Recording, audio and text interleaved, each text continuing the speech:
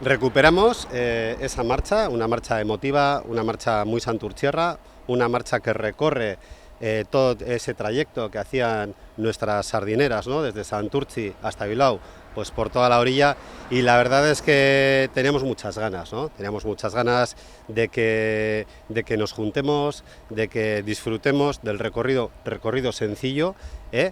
Y bueno, pues animar a la gente a que participe. Esperamos que sean pues alrededor de 900 las personas que se apunten. Para ellos tendremos este año un pequeño obsequio, eso sí, que se recogerá esa misma mañana cuando tú vengas pues ya a hacer la prueba como tal, y animar a la gente, no queda otra. Era una marcha que antes de la pandemia tenía mucho éxito, que cuando lleguemos a Bilbao, al Museo Marítimo, pues tendremos allí también una pequeña fiesta, y luego pues bueno, pues a recordar pues esa mañana. Esperamos que el tiempo sea bueno, porque al final también es verdad que condiciona mucho, y nada más por mi parte. Estoy seguro que va a funcionar muy bien, porque es la marcha más bonita de las que organizamos desde el Polideportivo.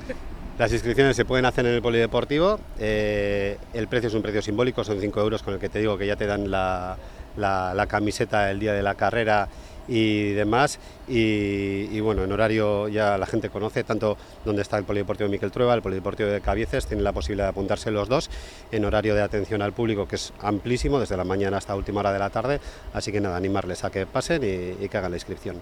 Y recordar a la gente que las inscripciones ya están abiertas, desde el día de hoy hasta el día 20, así que bueno, yo creo que hay tiempo más que suficiente, ¿no?, para que la gente que quiera disfrutar de esta bonita marcha pues pueda hacerlo.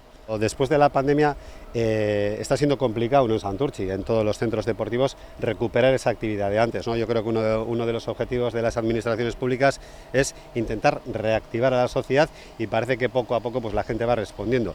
Es una marcha que, ya digo, siempre ha funcionado muy bien, y estimamos que este año pues bueno, podamos rondar pues 800, 900 personas. Es difícil, es difícil, porque también el tiempo te lo va a condicionar, lógicamente, pero yo creo que andaremos por esas cifras.